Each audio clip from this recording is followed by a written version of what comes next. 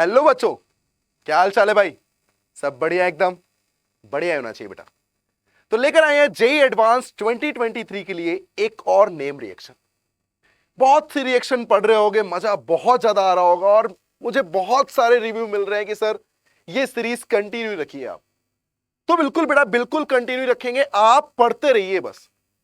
आपका 1% भी भला हो रहा है ना, तो यहां काम होता रहेगा। संकल्प की टीम काम करती रहेगी आपके लिए। और खुश रहिए, क्योंकि जीवन में खुशी बहुत बड़ी इंपॉर्टेंट चीज है। खुश रहेंगे, सब कुछ बहुत अच्छा होगा, यूं चलते चलते निकल जाएगा यार। क्योंकि एक बहुत अच्छी बात बोली गई है बेटा कि आपको खुश रहना सीखना चाहिए। रोना तो जिंदगी पैदा होते ही सिखा देती है। तो आपको खुश रहना है बेटा, और खुशी खुशी यूं अपन हर चीज को, हर कठिनाई को यूं पार कर लेंगे। तो चलिए नेक्स्ट रिएक्शन के थ्रू बढ़ते हैं। रिएक्शन का नाम है हाइड्रोजिनेशन प्रोसेस। हाइड्रोजिनेशन का मतलब क्या होता है? हाइड्रोजिनेशन का सिंपल सा मतलब होता है कि अगर आप हाइड्रोजन को ऐड कर रहे हैं तो उसी को बोलते हैं हम हाइड्रोजिनेशन। मतलब एडिशन ऑफ हाइड्रोजन को हम क्या बोलेंगे? हाइड्रोजिनेशन। क्या इस एडिशन ऑफ हाइड्रोजन मतलब हाइड्रोजन का ऐड होना, क्या रिडक्शन कहलाता है बेटा? आपने हमेशा पढ़ा है कि अगर हाइड्रोजन ऐड हो रहा है तो मैं उसे क्या बोलूंगा? रिडक्शन बोलूंगा। और अगर हाइड्रोजन रिमूव हो रहा है तो मैं उसे क्या बोलूंगा? ऑक्सीडेशन बोलूंगा। तो बताइए एडिशन ऑफ हाइड्रोजन क्या है? क्या एक रिडक्शन प्रोसेस है? अब रिडक्शन प्रोसेस दो तरीके से होते हैं। एक होता है फुल्ली रिडक्शन, एक होता है पार्शियली रिडक्शन। फुल्ली रिडक्शन का क्या मतलब है, पार्शियली रिडक्शन का क्या मतलब है, ये हम नेक्स्ट स्लाइड में सीखते हैं। जरा ध्यान से देखिएगा फुल्ली रिडक्शन और पार्शियली रिडक्शन का क्या मतलब। सबसे पहली बात हम करते हैं फुल्ली रिडक्शन की। जैसे मान लीजिए मेरे पास एक एल्कीन है और उस एल्कीन में मैंने हाइड्रोजन को ऐड किया है। अब यार ये हाइड्रोजन कहां पर प्रेजेंट होते हैं बताइए आप? क्या हाइड्रोजन हमेशा मेटल सरफेस पे पाए जाते हैं? मतलब इसके साथ मुझे क्या लेना चाहिए? एक मेटल लेना चाहिए। उस मेटल में आप कुछ भी ले सकते हो, प्लेडियम ले सकते हो, पीटी ले सकते हो, निकिल ले सकते हो, आप कुछ भी एक से लिख सकते हो। मतलब क्यों? क्योंकि हाइड्रोजन कहां प्रेजेंट होते हैं? मेटल सरफेस पे प्रेजेंट होते हैं। तो क्या मैकेनिज्म होनी चाहिए, कैसे सॉल्व होने चाहिए, यही समझना है मुझे। तो जरा ध्यान से देखिएगा क्या होता है मैकेनिज्म के पार्ट में। मान लीजिए मैंने यहां पर निकिल एक मेटल दिया है, ठीक है। मेटल सरफेस पे क्या हुए? हाइड्रोजन है जो कि अटैच है। तो सबसे पहले क्या होगा? यहां कोई पॉजिटिव और नेगेटिव नहीं बनता बेटा। यहां कोई पॉजिटिव नेगेटिव इसलिए नहीं बनता क्योंकि हाइड्रोजिनेशन प्रोसेस में जो ये एल्कीन है, या फिर मैं एल्काइन भी ले सकता था, ये जो एल्कीन है ये मेटल सरफेस से हाइड्रोजन को अट्रैक्ट करती है अपनी तरफ। अच्छा, अट्रैक्शन किस बेसिस पे होता है? अट्रैक्शन ईएन के बेसिस पे होता है, इलेक्ट्रोनेगेटिविटी के बेसिस पे होता है। क्योंकि अगर इलेक्ट्रोनेगेटिविटी काफी अच्छी है तो ये हाइड्रोजन को अपनी तरफ क्या करते हैं? ये अपनी तरफ हाइड्रोजन को अट्रैक्ट कर लेते हैं। क्या ये सेम साइड से जुड़ रहे हैं? तो क्या मैं इसे सिन एडिशन बोल सकता हूं कि ये कौन से प्रोसेस को फॉलो करते हैं? सिन एडिशन को फॉलो करते हैं। क्या हाइड्रोजन जब ऐड होंगे तो क्या ये एल्केन फॉर्म हो जाएगा? मुझे बताइए, एल्कीन से एल्केन, क्या ये एक टाइप का क्या है? रिडक्शन है। अब हम जरा अपनी बात पे आते हैं कि सर ये फुल्ली रिडक्शन का क्या प्रॉपर मतलब है। तो जरा ध्यान से देखना, क्या सब कुछ ईएन के बेसिस पे हो रहा है? मतलब कहानी शुरू हो सकती थी, एल्काइन सबसे पहले रिड्यूस होता है H2 निकिल के थ्रू एल्कीन में, और एल्कीन के थ्रू फिर से मैं क्या करता? Hydrogen in the presence of metal, क्या ये एल्केन में चेंज हो जाता? अब जरा ध्यान से देखिए, जब ये एल्कीन फॉर्म कर रहा है तो बताइए एल्काइन से एल्कीन, बेटा एल्काइन से एल्केन होता ना तो मैं उसे फुल्ली रिडक्शन बोलता। क्योंकि फुल्ली रिडक्शन का मतलब है कि अब एल्केन के आगे कुछ रिड्यूस नहीं हो सकता, लेकिन एल्कीन से तो रिड्यूस हो ही सकता है ना। तो अगर एल्काइन से एल्कीन जा रहे हैं, that is called partially reduction.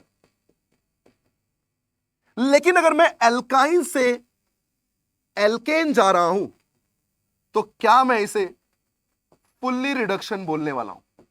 मैं इसे क्या बोलने वाला हूं? Full reduction. और अगर मान लीजिए एल्कीन से एल्केन जाऊं तो बेटा आप ये मत सोचिए कि एक स्टेप है तो पार्शियली, दो स्टेप है तो फुल्ली, नहीं, फाइनली एल्केन बनना चाहिए, उसे फुल्ली रिडक्शन बोलते हैं। अब यार स्टार्टिंग आपने एल्कीन से की है तो इसमें क्या दिक्कत है? तो क्या यह भी फुल्ली रिडक्शन कहलाएगा? इसका मतलब यह भी क्या है? एक फुल्ली रिडक्शन। अब जरा इसके बेसिक पॉइंट पे आते हैं अपन। क्या बेसिक पॉइंट पे अपन ने एक ही चीज सीखी है कि रिएक्टिविटी में क्या ये अपनी ईएन के बेसिस पे ऐड कर रहा है, इलेक्ट्रोनेगेटिविटी के बेसिस पे चीजें ऐड हो रही है? मतलब क्या रिएक्टिविटी किस पे डिपेंड करनी चाहिए थी? इलेक्ट्रोनेगेटिविटी पे। और जब इलेक्ट्रोनेगेटिविटी पे चीजें डिपेंड करनी चाहिए तो बेटा मुझे बताइएगा जरा, क्या मैं कह सकता हूं कि reactivity point of view, reactivity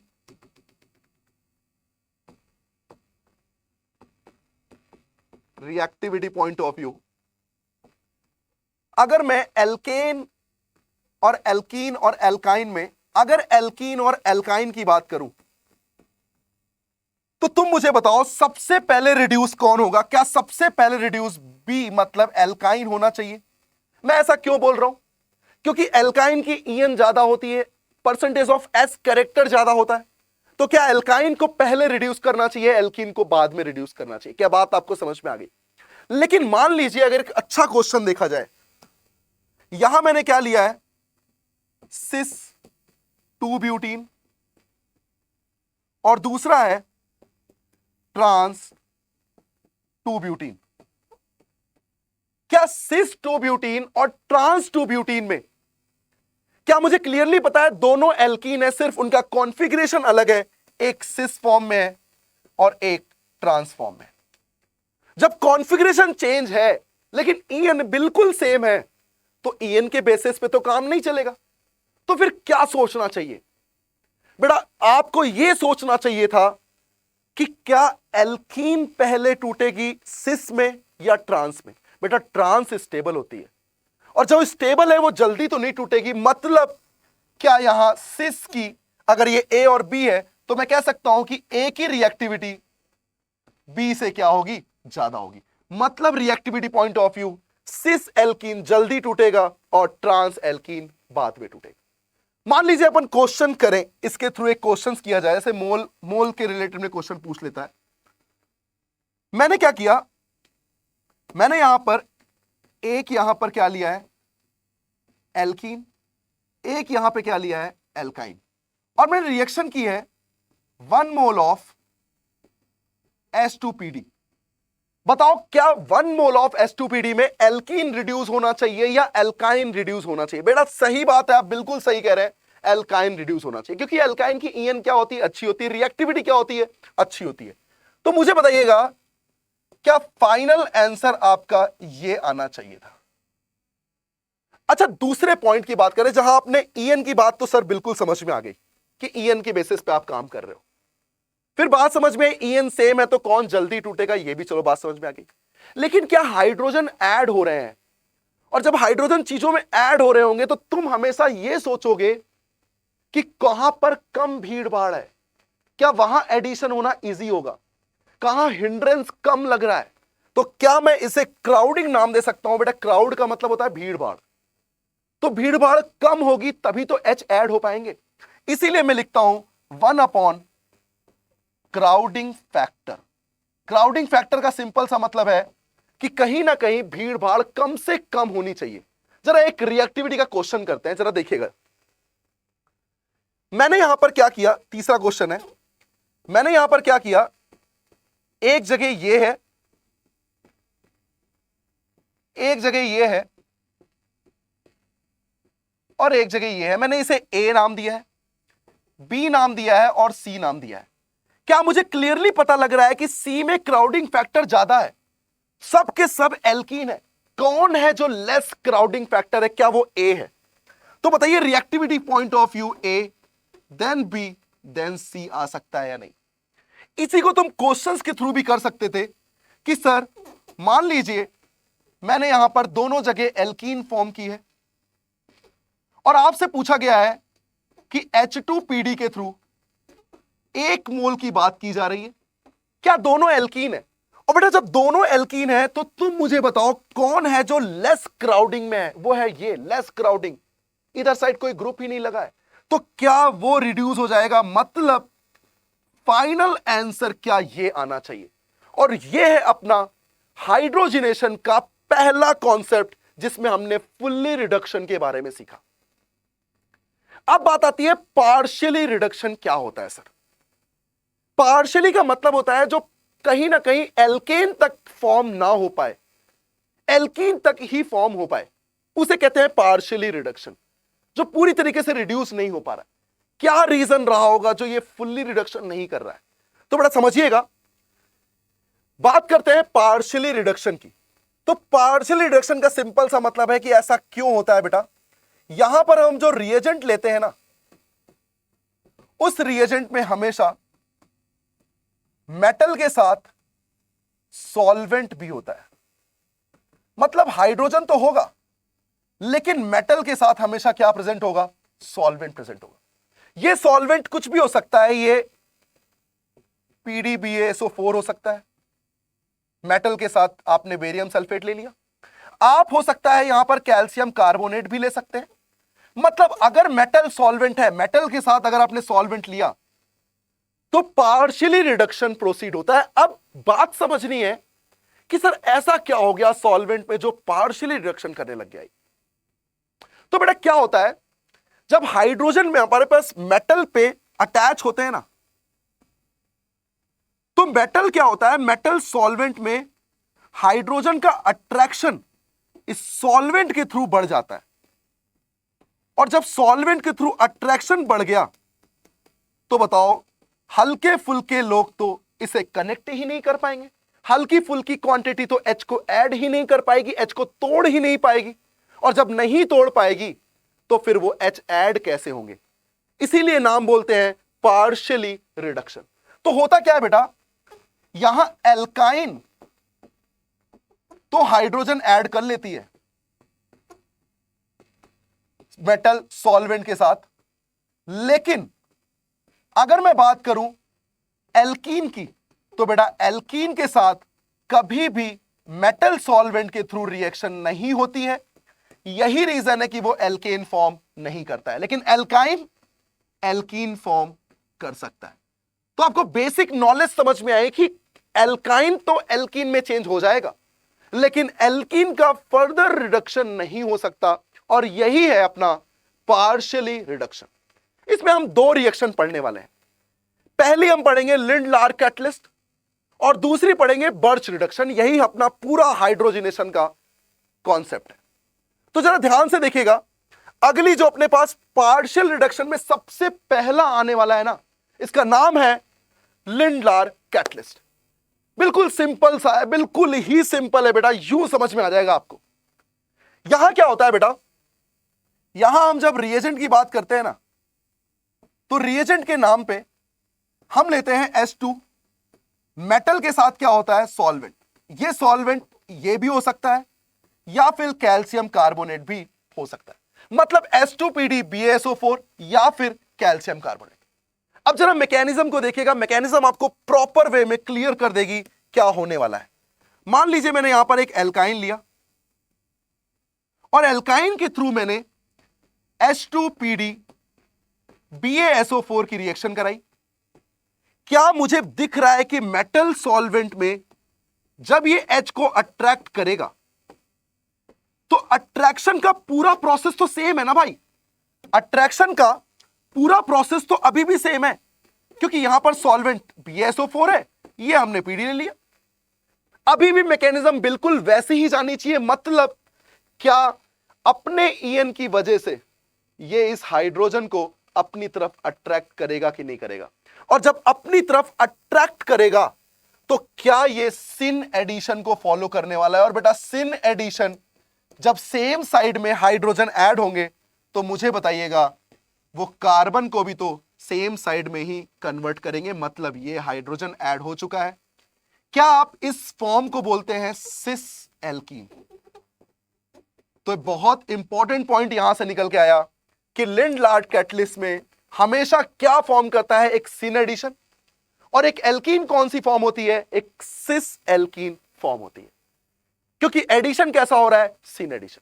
further alkene H2PDBSO4 के साथ रिएक्शन नहीं कर पाएगी, क्योंकि उसकी ईएन इतनी काबिल नहीं है कि वो H को मेटल सॉल्वेंट के साथ निकाल सके। यही रीजन है कि लिंड-लार्ड कैटलिस्ट किसका एग्जाम्पल है? एक पार्शियल रिडक्शन का एग्जाम्पल है। किसका एग्जाम्पल है? पार्शियल रिडक्शन का, जो एल्काइन को एल्कीन में चेंज करता है। जरा नेक्स्ट बात करते हैं इसकी दूसरी पॉसिबिलिटी की और दूसरी टाइप ऑफ पार्शियल रिडक्शन की, जिसका नाम है बर्च रिडक्शन। ये दोनों बहुत इंपॉर्टेंट है बेटा, जिसका नाम है बर्च रिडक्शन। ये इसके बारे में this catalyst used for hydrogenation alkynes to alkene, और क्या फॉर्म करता है? Cis alkene. किसकी बात कर रहा है ये? लिंड-लार्ड कैटलिस्ट की बात कर रहा है। तो जरा हम बात करते हैं बर्च रिडक्शन की। किसकी बात करने वाले हैं? बर्च रिडक्शन की। उससे पहले थोड़ा एक एग्जांपल कर लेते हैं लिंड-लार्ड कैटलिस्ट के, फिर बर्च पे आते हैं। चलिए प्रैक्टिस कर लेते हैं फटाफट। क्या आपको दिख रहा है H2PDBSO4 है? तो क्या ये इसे सिस एल्कीन में चेंज करेगा? मतलब क्या यहां पर साइक्लोहेक्सेन है? क्या ये C डबल बॉन्ड C है, नीचे CH3 है, मतलब ये सेम साइड आ जाएंगे और हाइड्रोजन ऑटोमेटिकली कहां ऐड हो जाएंगे? Same side. क्या आंसर यही आना चाहिए था? जरा सेकंड क्वेश्चन देखिएगा। सेकंड है 2 ब्यूटाइन। क्या 2 ब्यूटाइन अभी हमने किया था?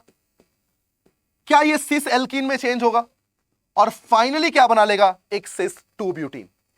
टर्मिनल एल्काइन है तो भी कोई दिक्कत नहीं है, क्योंकि टर्मिनल एल्काइन भी तो कहीं ना कहीं H को ऐड करेंगे, और जब HH ऐड होंगे तो मुझे बताओ क्या यहां पर यह फॉर्म होना चाहिए कि नहीं होना चाहिए? तो इस तरीके से क्वेश्चन अपन पूरे सॉल्व कर सकते हैं। कुछ भी टफ नहीं है बेटा, कुछ भी टफ नहीं है इसमें। जरा आते हैं बर्च रिडक्शन पे। नेक्स्ट है अपना बर्च रिडक्शन। बर्च रिडक्शन में जो हम रिएजेंट यूज करते हैं, जरा उसे ध्यान से समझिएगा। यहां पर हम जो रिएजेंट लेते हैं ना, वो रिएजेंट होता है sodium metal in the presence of liquid ammonia, और सॉल्वेंट लेते हैं ROH। तो जरा ध्यान से देखो, आपको फिर दिख गया कि मेटल के साथ कहीं ना कहीं हम क्या यूज कर रहे हैं? एक सॉल्वेंट यूज कर रहे हैं। तो क्या यह फुल्ली रिडक्शन का एग्जाम्पल हो सकता है? नहीं। ये किसका एग्जाम्पल है? ये पार्शियली रिडक्शन का एग्जाम्पल है। मैकेनिज्म क्या यूज होगी ये हमें रिएजेंट बताएगा। जब हमें रिएजेंट के बारे में पूरा नॉलेज होता है ना, तो हम मैकेनिज्म को बहुत आराम से समझ सकते हैं बेटा। तो चलिए स्टार्ट करते हैं किस तरीके से ये रिएजेंट वर्क करता है, किस तरीके से इसकी मैकेनिज्म यूज होती है। जरा समझिएगा बेटा। मान लीजिए मैंने यहां पर एक एल्काइन लिया है जिसका नाम है 2 ब्यूटाइन, और मैंने रिएक्शन की है sodium in the presence of liquid ammonia and ROH।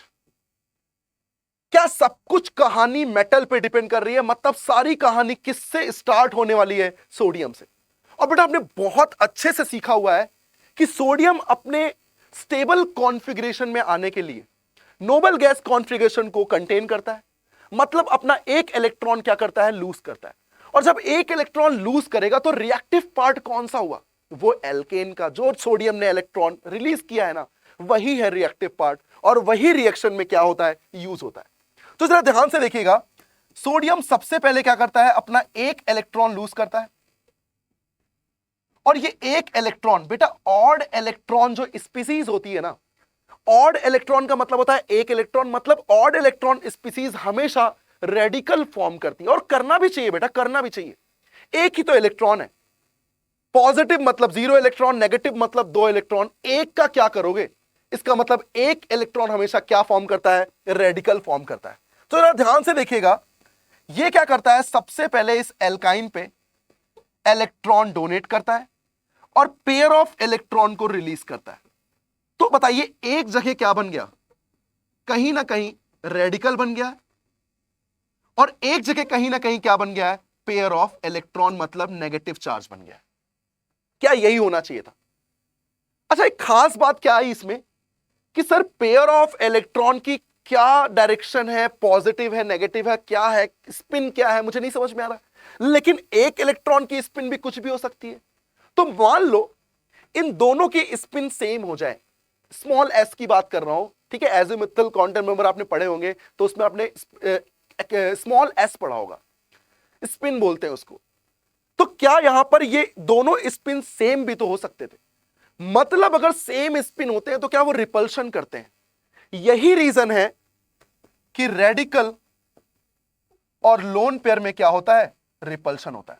और जब रेडिकल और लोन पेयर में रिपल्शन होता है ना, यही रीजन है कि ये एक दूसरे के सेम साइड नहीं, एंटी पोजीशन में होना चाहते हैं। मतलब ये किस पोजीशन में होंगे, एंटी पोजीशन।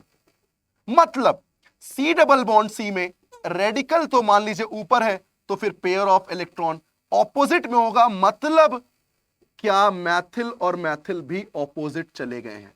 और बेटा जब मैथिल और मैथिल भी ऑपोजिट चले गए हैं तो अब लास्ट स्टेप है एच का जुड़ना। नेगेटिव एच ले ही लेगा, अमोनिया के पास एच है, और इसे एक इलेक्ट्रॉन और देकर मैं नेगेटिव बनाऊंगा, और वो भी कहां से एच लेगा, अमोनिया से। मतलब अब दोनों साइड क्या जुड़ने वाले हैं, एच। लेकिन क्या वो ऑपोजिट डायरेक्शन में जुड़े हैं, और बेटा ऑपोजिट डायरेक्शन में जुड़े हैं, यही रीजन है कि ये सिस नहीं ट्रांस बनाता है। तो बहुत इंपॉर्टेंट इसलिए है क्योंकि दोनों में चीजें चेंज होती है। एक जगह तो सिस बनता है, लेकिन एक जगह क्या बनता है, ट्रांस बनता है। तो बड़ा इसमें फाइनली प्रोडक्ट क्या आया, ट्रांस 2 ब्यूटीन। तो बताइए लिंड लार कैटलिस्ट में सिस एल्कीन और बर्च रिडक्शन में ट्रांस एल्कीन बनती है। चलिए आगे की बात करते हैं। यहां पर मान लीजिए मेरे पास एक बेंजीन डेरिवेटिव है, उसमें क्या होता है जरा ध्यान से देखिएगा। जब मैं बेंजीन डेरिवेटिव नाम की चीज में sodium liquid ammonia in the presence of ROH, क्या यह भी बर्च रिडक्शन है, बिल्कुल बेटा। और बर्च रिडक्शन की कहानी क्या होती है, सबसे पहले रिएक्टिव पार्ट कौन सा होता है, सोडियम। क्या उसी का पार्ट मुझे यूज करना चाहिए और वही रिएक्टिविटी में यूज होगा। मतलब सोडियम क्या करता है, अपना एक इलेक्ट्रॉन लूज करता है, नोबल गैस कॉन्फ़िगरेशन पे कंटेन हो जाता है। मतलब अब ये इलेक्ट्रॉन कहां अटैक करेगा, रिंग पे। यही तो किया था हमने, एक जगह रेडिकल बनता था और एक जगह क्या बनता था, नेगेटिव। अब आपको समझने में दिक्कत नहीं आ रही होगी। और फिर आपने देखा कि यार सर वहां तो एल्कीन थी, तो आपने चीजों को क्या किया, ऑपोजिट रख दिया। सर यहां तो रिंग है, यहां आप ऑपोजिट करने जाएंगे तो क्या कहीं रिंग ना टूट ना जाए, क्योंकि आप रोटेट करेंगे तो रिंग क्या हो जाएगी, टूट हो जाएगी। अब रिंग अगर ब्रेक हो गई तो चीजें तो बहुत अनस्टेबल हो जाएंगी। तो क्या करना चाहिए, तो बेटा यहां अगला स्टेप होता है रेजोनेंस। क्योंकि रेजोनेंस के थ्रू वो एक दूसरे के एंटी पोजीशन पे आ सकते हैं, आपको दिखना चाहिए बेटा। और जैसे ही वो एंटी पोजीशन पे आएंगे, ये पहले से था, ये नया बन जाएगा, और ये रहा रेडिकल, ये रहा लोन पेयर। अब दोनों एंटी पे आ चुके हैं, दोनों एच ले लेंगे, आपको पता है वो एच कैसे लेंगे, और फाइनली ये एल्कीन बन जाएगी। मतलब सोचिए बेंजीन को इस फॉर्म में कन्वर्ट कर दिया। क्या यहां पे आपको दिख रहा है, ये प्रोसेस आपको याद आ रहा होगा, इलेक्ट्रॉन लेगा और फिर फाइनली अमोनिया से दोनों मोल क्या ले लेंगे, एच ले लेंगे। और जब एच लेंगे तो एच ऐड होने पर क्या होता है, रिडक्शन। क्योंकि एडिशन ऑफ हाइड्रोजन क्या है, रिडक्शन। तो हम बेंजीन जैसी चीज को भी बर्च रिडक्शन के थ्रू सॉल्व कर सकते हैं। यहां एक इंपॉर्टेंट पॉइंट आती है, टर्मिनल एल्काइन। टर्मिनल एल्काइन के बारे में खास बात है कि ये कभी भी बर्च रिडक्शन शो नहीं करती बेटा। इसका सबसे बड़ा रीजन है कि टर्मिनल एल्काइन के पास एसिडिक हाइड्रोजन होता है। और बेटा जब एसिडिक हाइड्रोजन होगा ना, तो सोडियम एसिड बेस रिएक्शन करके हाफ H2 गैस में रिलीज करता है। मतलब अगर सोडियम ने यहां रिएक्शन की तो वो क्या रिलीज करेगा, हाफ H2 गैस। यही रीजन है कि ये बर्च रिडक्शन के थ्रू रिड्यूस नहीं होता है। बहुत इंपॉर्टेंट पॉइंट है जो कि पैसेज वगैरह में पूछा जा सकता है। क्योंकि बर्च रिडक्शन या लिंड लार कैटलिस्ट जेईई एडवांस ने जब भी पूछा है ना, इसने हमेशा पैसेज फॉर्म में पूछा है। चलिए अब क्वेश्चन करते हैं, क्वेश्चन प्रैक्टिस करते हैं। ये वही कह रहा है, lithium metal dissolved in ammonia it will form a trans alkene. बिल्कुल सही बात है, बर्च रिडक्शन की बात है। चलिए सोडियम लिक्विड अमोनिया किस फॉर्म में कन्वर्ट करेगा, सिस या ट्रांस। तो बताइए आंसर क्या आ जाएगा, ट्रांस। तो बताइए ये क्या है, फेनिल। फेनिल के साथ मैथिल था यहां पर, और ये किस फॉर्म में बनने चाहिए थे, ट्रांस में। मतलब कहीं ना कहीं इसे अगर मैं अच्छे से बनाऊं तो आपको क्लियरली दिखना चाहिए था बेटा, ये फेनिल, ये मैथिल, ये हाइड्रोजन और ये हाइड्रोजन। जरा ध्यान से देखिए दूसरा क्वेश्चन, ये क्या है, 2 ब्यूटाइन। अभी हमने एग्जांपल किया था बेटा 2 ब्यूटाइन का। क्या 2 ब्यूटाइन भी ट्रांस में चेंज हो जाएगी, क्योंकि बर्च रिडक्शन किस में कन्वर्ट करता है, ट्रांस में कन्वर्ट करता है। जरा इसके नेक्स्ट एग्जांपल में आते हैं। क्या मुझे दिख रहा है बेंजीन, अभी हमने रिड्यूस किया था, क्या ये पैरेलल बेंजीन कुछ इस तरीके से बन रही थी बेटा, आपको याद आ रहा होगा। इलेक्ट्रॉन ने अटैक किया था, रेडिकल और नेगेटिव में ब्रेक हुआ था, देन रेजोनेंस हुआ था और ये पैरेलल एल्कीन फॉर्म हुई थी। जरा ये क्वेश्चन देखिए, मिक्स क्वेश्चन है, इसमें लिंड-लार कैटलिस्ट भी है, इसमें बर्च रिडक्शन भी है। तो एक में बनेगा ट्रांस जो कि बर्च रिडक्शन है, और एक में बनेगा सिस जो कि लिंड-लार कैटलिस्ट है। और सिस और ट्रांस में क्या रिलेशन होता है बेटा, ज्योमेट्रिकल आइसोमेरिज्म का रिलेशन होता है। इसका मतलब ये एक दूसरे के क्या होंगे, एक दूसरे के जीआई शो करेंगे बेटा। तो ये हमने पूरी तरीके से अपना हाइड्रोजनेशन की रिएक्शन को पूरा कंप्लीट किया है, और विश्वास मानिए यहां से क्वेश्चन जरूर आने वाला है जी एडवांस में। तो इसी तरीके से कड़ी को कंटिन्यू रखेंगे, और आपके सिलेक्शन में सबसे बड़ा योगदान देने वाले हैं हम, और आप मिलकर सिलेक्शन लेने वाले हैं बेटा, ठीक है। तो चलिए, जे एडवांस 2023 के लिए wish you very all the best, और बेस्ट करते रहिए, और फिर देखिए आपको हर मंजिल मिलने वाली है। थैंक यू बच्चों।